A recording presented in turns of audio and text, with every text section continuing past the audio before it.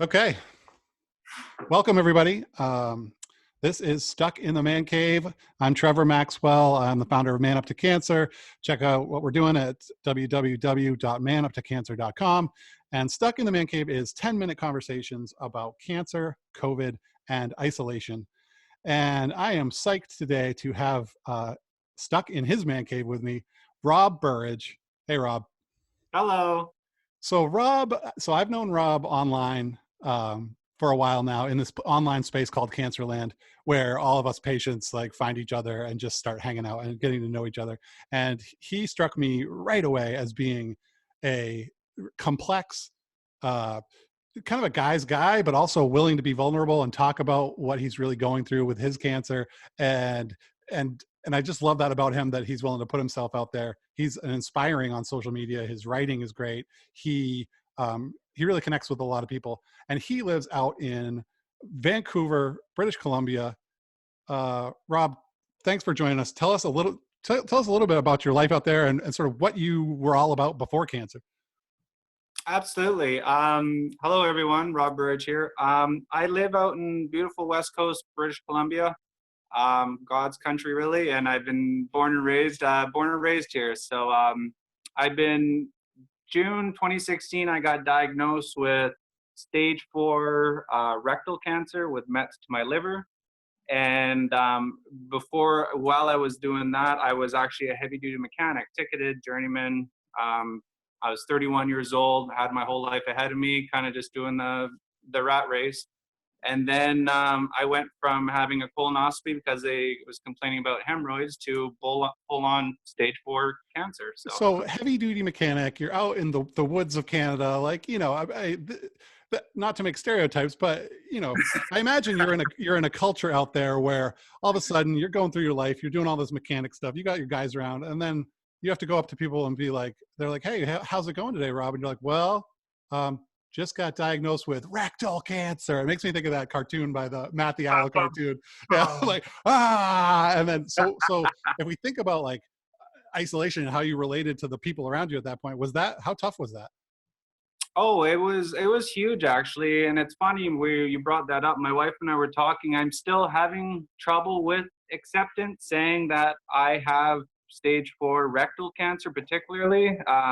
Yep. I know, not to be a stereotype or whatever, but really guys don't talk about butt stuff. That's right. And it was just honestly, it took the wind right out of your sail, just because you go from living your life thinking you have hemorrhoids and you're buying a house and pension and all that to, no, you got stage 4 cancer, which prevented me from working. So I haven't been a mechanic anymore for 4 years. So I've been kind of going through identity crisis and then also acceptance crisis, and just trying to find a new norm in this chaotic life I've been given. So was it hardest at first, that isolation sense of it, like, oh man, like I don't fit in, why did I get this, like no one around me has this, like, and then this guy culture where it's not comfortable really talking about it. Was it hardest at first to deal with the isolation piece of this? Oh, absolutely. Not to mention, like, the primary where it was located being in your rectum, to how many kids, like how many people my age are actually dealing with colorectal cancer. Yeah. How old are you now? I'm 34 or 35, just turned 35 And now. so when you were diagnosed, you were how old? 31. Yep. Okay. Yeah. So continue. So being a 31-year-old male hanging out with your guy friends, and all of a sudden, and like you said, if all of a sudden, like, hey, how you doing today, Rob? And he's like, oh, I just got diagnosed with rectal cancer. So it was hard at first, but as soon as you say the C word, it draws on a lot of heartstrings. Because almost anyone you talk to has a story about cancer, regardless if it's a patient, family of a patient, a friend, kind of thing. So the moment you say the cancer word, no matter where it is in your body, the silliness kind of gets taken out of it, because now we're talking a taboo subject, but it's in a heavy regard, not so much just a playing around like, hey, I got a rotten asshole. And did some of the guys around you step up, and maybe people who surprised you to like come up and be like, hey, we got your back, buddy? Absolutely. I said this to my wife, is cancer is a really funny thing. It presents a situation to people, and sometimes they don't know how to act. but there is sometimes that they know exactly how to act, and it fully, like, I've reconnected with friends that I haven't seen since high school, to also losing some friends that I thought were really good friends, but because the Yeah. cancer word makes it uncomfortable, you kind of lose touch with them. So I do want to fast forward to COVID, but before we do that, think about a couple of the tools that you have used, or as you went from isolation, it doesn't feel like you're isolated anymore. Is that right? No, absolutely not. I mean, you still feel isolated in the sense that, like, yeah, you got something that not a lot of people can relate to. But Yep. when you have groups like Man Up to Cancer, Colon Town, Yep. support groups, you kind of just make it a normal conversation now. Is that And so online? Was that one of the biggest things? And are there other things that you've done to make you feel less isolated? yeah, online was huge for me. My wife, I think I was on my second infusion. My wife signed me up for Colon Town and then stage 4 colon cancer. And all these Facebook pages, actually, my wife and I say, I think that's where I got my voice from, was being able to talk to people that can A, relate, or B, help me because Right they're on. going through a similar situation. Absolutely. But between Facebook and counseling and walking, lots and lots of walking, it gets me out of my head and it gets all the anxiety out of your body, kind of thing.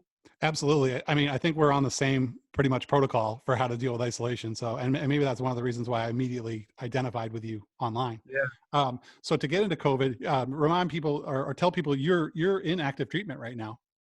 I am. I was just saying to Trevor earlier, today is my good week. Last Wednesday, I had my, I think, 40 something infusion. Anyways, you start losing track after 30. So Yeah. I'm in the 40s anyways, and I did have my treatment last Wednesday, so this is my good week and enjoying sitting at home again. And let's talk about this COVID crisis. I mean, so how's it changed your daily living being a cancer Okay. patient? Yeah, well, being a cancer patient, you're kind of always susceptible to immunocompromisation. So I've lived this life anyways for 4 years of just being extra vigilant around not being around sick people, like washing your hands ridiculously and all this other stuff, the stuff they tell you to avoid. I've already Right. been doing that as a cancer patient. But where it gets really tricky though is the effect of the outbreak of having not as many surgeries now, maybe having some scans postponed, not being able to have my beautiful wife and caretaker with me in the chemo ward. So it's all the spillover and the afterthoughts of what you wouldn't expect of an outbreak kind of thing. That is what troubles me, actually. Because you have surgery, you hope to get to surgery soon, yeah? Yeah, I'm supposed to be having a 2-stage liver resection, but the surgery kind of got pushed back because of COVID. So yeah, right. And I don't know the death rate I know of COVID, but what's the death rate of metastatic cancer? Right, right. Yeah. Well, I hope that you can get to it without any interruptions. We're all pulling for you. We are going to jump now to stay under our 10-minute limit. We are going to jump into the Stuck in the Man Cave hot seat. We have an expanded menu of questions today.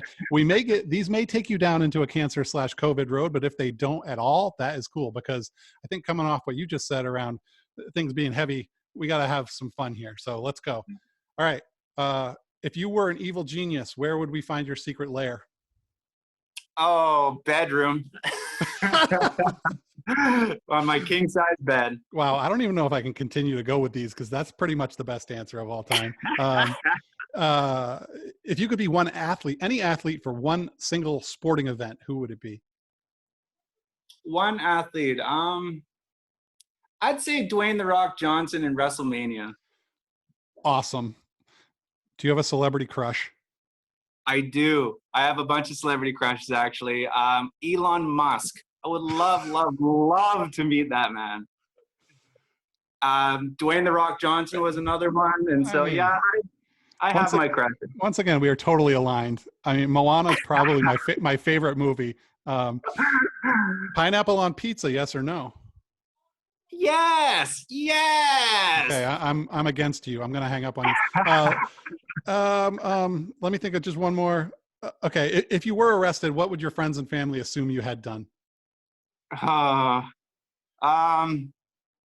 Probably lift off an officer. which is actually true. I almost got arrested a couple times for doing that. There you go. All right. There he is, Rob Burridge, joining us from Vancouver, Canada. Thanks for being stuck in the man cave with me. I appreciate you, brother. Thanks. Absolutely. Thank you very much for the opportunity, and I'm always willing to do it. So all right, we'll talk soon. Take care. definitely take care. You as well.